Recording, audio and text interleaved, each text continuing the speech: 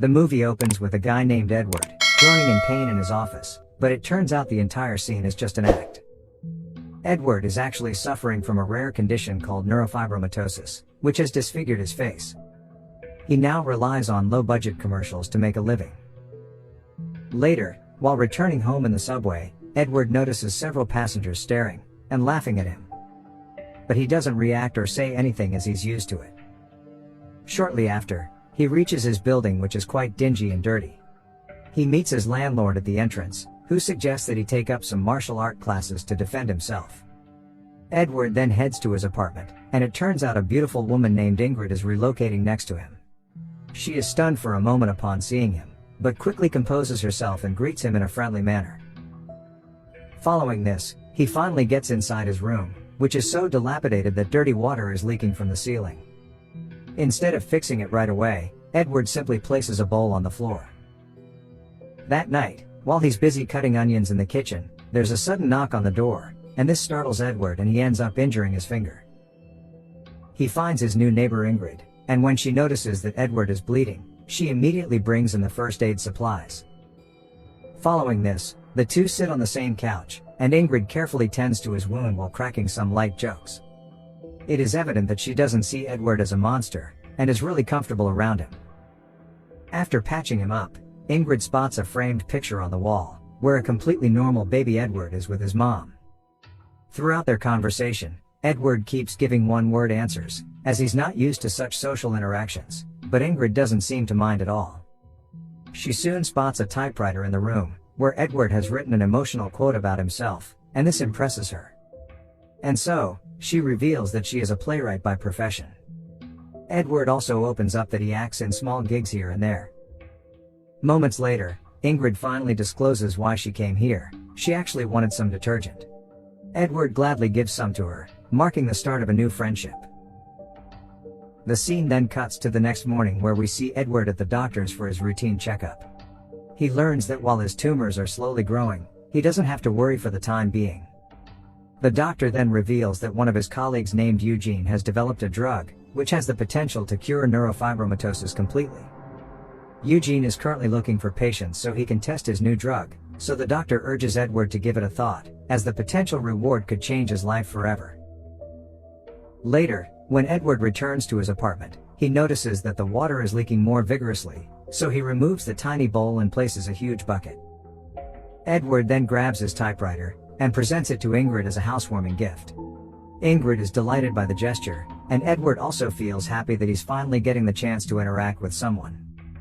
But then, his mood quickly changes when her boyfriend comes over, and they close the door on him. In the next scene, we see how difficult it is for Edward to find a gig. He goes for a local audition and puts up a wonderful performance, but it is still not enough to convince the judges. It is obvious that his acting is not the problem.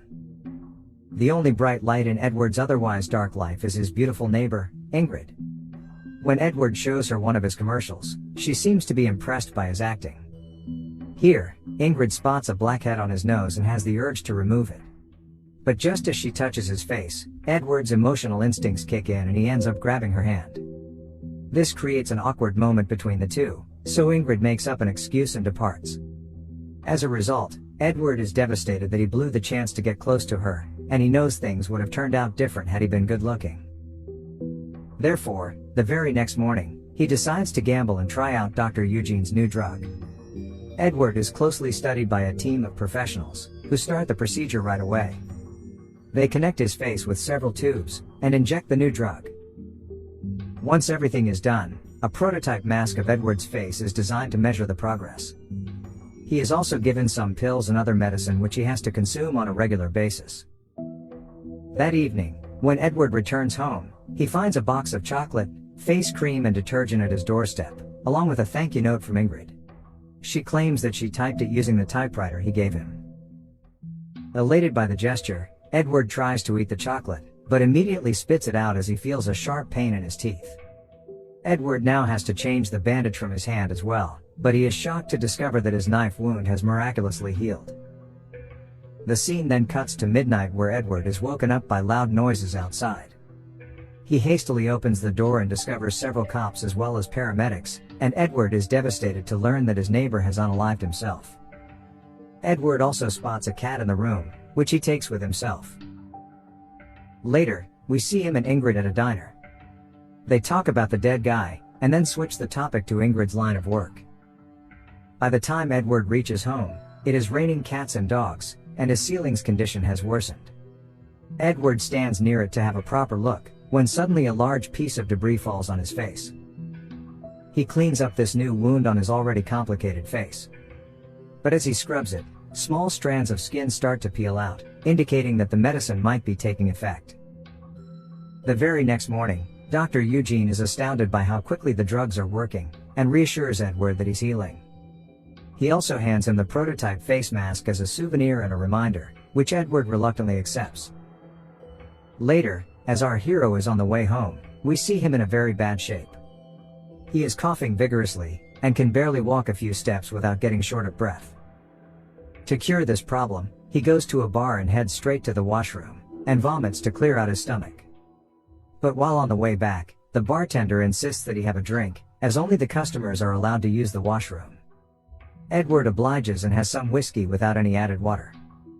But this turns out to be a huge mistake as he ends up vomiting again. That night at home, Edward cries uncontrollably as he cannot bear the excruciating pain of the drugs. In his disillusioned state, he starts pulling the flesh off of his face, which is surprisingly elastic, revealing a face behind it. In a matter of seconds, he ends up scraping off all the excess flesh, leaving a near flawless face.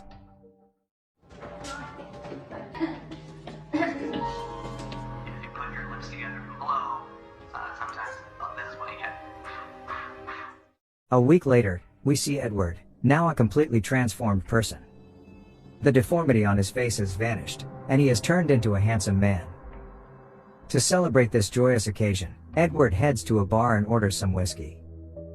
The night goes from good to excellent as people treat him very different this time. He even makes some friends, and also gets laid, probably for the first time in his life. When Edward reaches home the next morning, he is absolutely hungover and tired. But he doesn't get the chance to rest as there's a sudden knock on the door. It's the repairman who has finally come to take care of the ceiling problem. The man obviously doesn't recognize Edward, and is enraged at how large the hole has become. Nonetheless, he gets straight to work. Seconds later, a worried-looking Dr. Eugene arrives at the door, asking for Edward. It turns out our hero hasn't visited the medical lab nor answered their calls in the last week. But this transformed Edward clearly doesn't want anything to do with him, so he lies that he's a family friend named Guy. He explains that Edward unalived himself recently, and his body has already been cremated. Dr. Eugene is shocked by the revelation as he had worked really hard on the test subject. Unbeknownst to them, Ingrid is eavesdropping on their conversation from her room, and she is distraught. The scene then cuts to an indefinite period of time where we see that Edward has completely changed his life around. He now lives in a lavish home, wears expensive suits, and is a successful real estate agent. Everyone at work respects Edward, and there are even posters of him on the subway. But he still keeps his identity hidden, and now goes by the name Guy Moritz. Later, as Edward is walking down the street, his eyes suddenly fall on a woman who is none other than Ingrid. He still seems to have feelings for her, so he starts following her secretly. After a while, Ingrid enters a theater, which is currently hosting the auditions for a play named Edward. It turns out she is arranging a play based on her neighbor, Edward, who she thinks is dead. Edward then comes across Ingrid and a bunch of other cast members who are auditioning a man. They ask him if he's here for the tryouts, but Edward fails to come up with a response. Nonetheless, they hand him the script and he reluctantly gets on stage. Edward is still confused and nervous, but he decides to give it a try and ends up delivering a decent performance. Some days later, the theater is hosting another audition, this time for the role of the main character, Edward. Several people with facial deformities are seen waiting in line, and Edward also shows up as Guy Moritz. Upon inside, a confused Ingrid is surprised to see the mask, so Edward admits that he's wearing this mask to feel like the character. This time, he appears to be more confident, so using his acting skills, and the fact that he's literally Edward himself, he puts on a spectacular performance. Ingrid is amazed by this. Later, we see the entire crew having dinner, during which Ingrid expresses her admiration for his acting. Edward lies that he was inspired by his late friend, who also suffered from neurofibromatosis. After dinner, she takes him to her apartment, where Edward comes face to face with his old typewriter. He cheekily asks if she uses it, but Ingrid says she never used it and is not sure how it works, and even asks him to take it home if he wants to. Edward is slightly disappointed by this, but his mood quickly changes when he spots his pet cat. It turns out Ingrid adopted the animal when he had disappeared months ago. Edward becomes even happier when he learns that Ingrid broke up with her boyfriend and is now ignoring him. Following a bit of chit-chat and some dancing, the two head to her bedroom where they end up making love. The next morning at the theater, as the group is busy with their rehearsals, a random stranger with neurofibromatosis shows up. He says he was here for the audition, but now that the role is filled up, he wishes everyone good luck and simply leaves. In the next scene, we see Edward with his real estate mates, right when the same guy with neurofibromatosis shows up and addresses him by his real name. The others are stunned and ask who this Edward is, and the guy ends up revealing that Edward is currently working on a play. He then introduces himself as Oswald, and apologizes if he caused any inconvenience before leaving again. As the days pass, Edward and Ingrid start to have differences over the play. She claims that she knows more about Edward because she wrote the script, but our hero is the actual person, although he doesn't reveal it.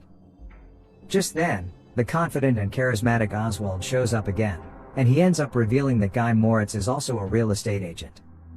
Ingrid is obviously stunned by the information, and she asks Oswald if he'd like to observe their play.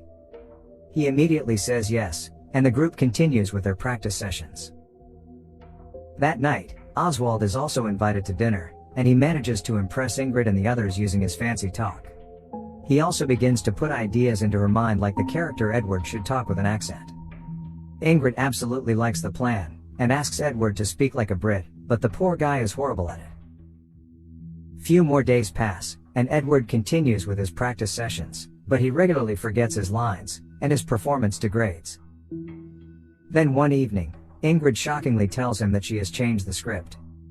Now, Oswald will be playing the lead role, as he resembles Edward the best, while Guy Moritz will become a side character. Our hero is livid with the decision and even argues for a while. But Ingrid reveals that it was Oswald who forced her to change the script, but at the same time, Oswald claims he didn't want to take away the role permanently, whatever that means. This leaves poor Edward with no choice but to accept the decision. Weeks later, the play is finally released, and it is a critical success. Although Edward becomes somewhat popular, he isn't happy at all because Oswald has taken all the spotlight, and even Ingrid's attention. Unfortunately, things go from bad to worse for Edward as a few days later, Ingrid tells him that he's no longer required in the play. She simply says she'll be in touch, and will cast him in another one of her works. From that day onwards, Edward becomes paranoid, and starts spying on Oswald. He notices the guy playing with a woman and a little kid, arousing suspicion that he has a family. Edward then relays this information to Ingrid, but she doesn't seem to be pleased by his presence at all. Ingrid doesn't even feel like she has to explain herself, yet she reveals that Oswald was just playing with his ex-wife and his little daughter. She also discloses that Oswald will be moving to the next apartment, the same one where Edward stayed for so many years. Upon hearing this, Edward is so infuriated by the situation that he enters his previous apartment, and makes a hole in the ceiling once again.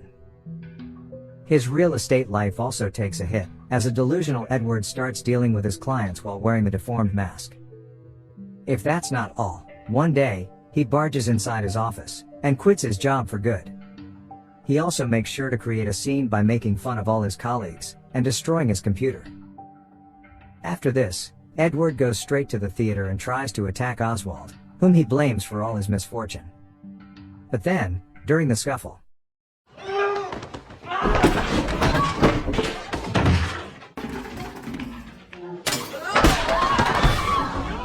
a part of the set fell on Edward, breaking his arms and legs. Now that he's unable to move, Edward moves in with Ingrid and Oswald in the same apartment.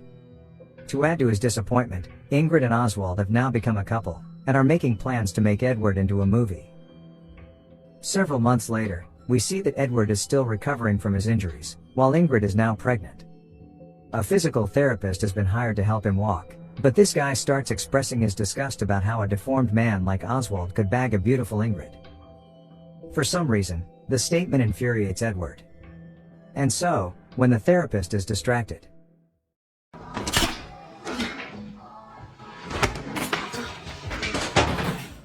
he ends up stabbing the therapist with a knife. This is enough to land him in prison for a long time. The movie then cuts to many years later, where an aged Edward has finally been released. As he wanders around the streets, he runs into Oswald, who happily hugs him.